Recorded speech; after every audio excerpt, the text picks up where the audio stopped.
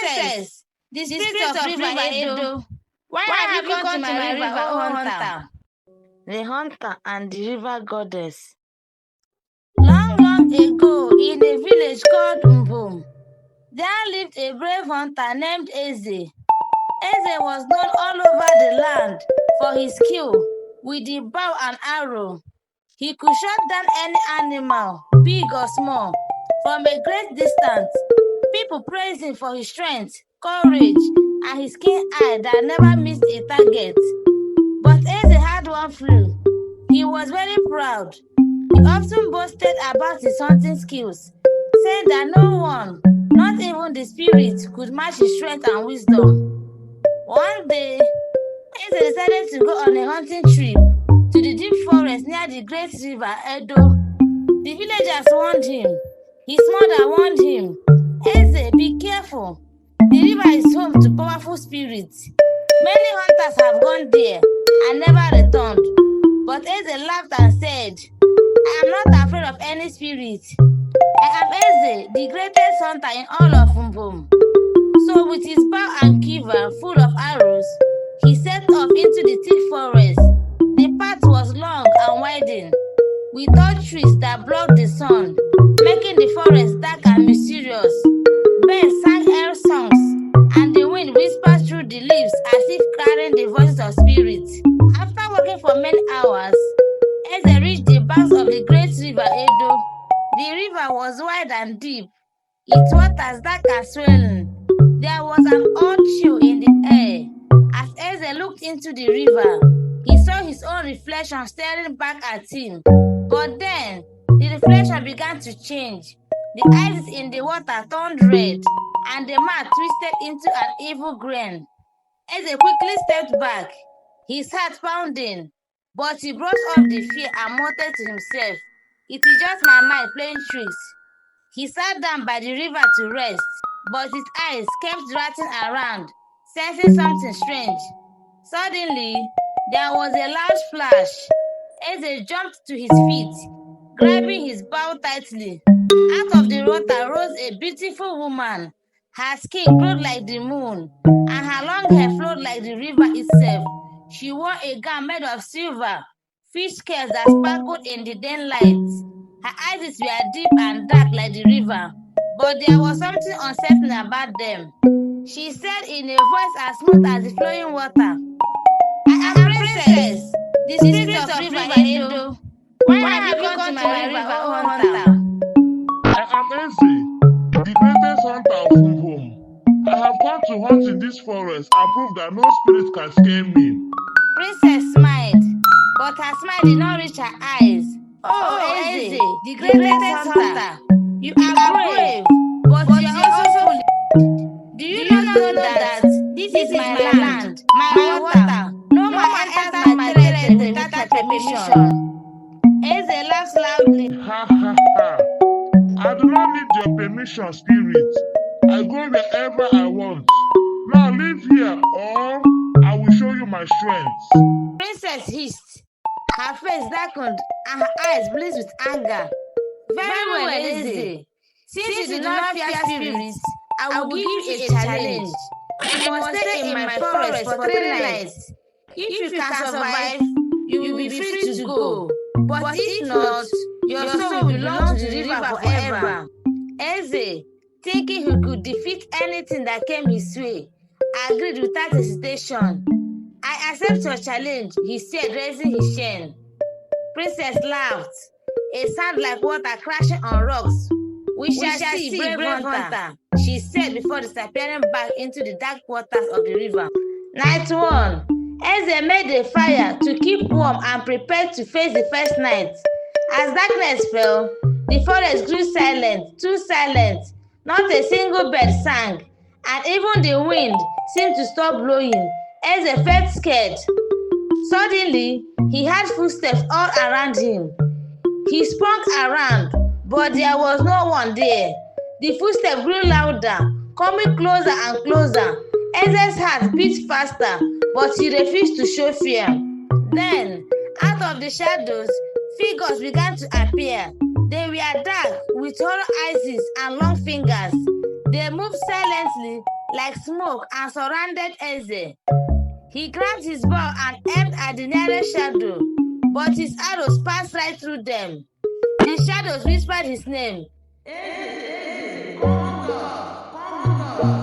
Their voices were cold and empty, like the wind on a stormy night. Eze felt his legs trembling, but he shouted, I will not come with you. I am Eze, the greatest hunter. He swung his bow wildly, trying to fight them off, but they just laughed, a horrible horror sound. Eze realized he could not fight them with his weapons. He quickly gathered wood and threw it into the fire, making it burn brighter. The light seemed to drive the shadows back. They hissed and retired into the darkness.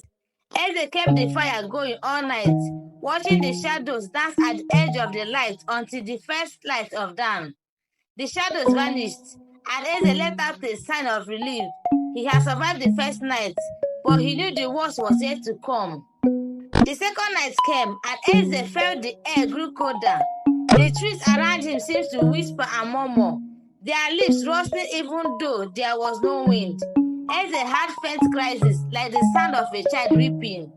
He walked closer to the trees, trying to see where the cries were coming from. As he approached, he saw the faces of the children carved into the bark of the trees. Their eyes were closed and tears flowed from them like sap. Eze shifted but stood his ground.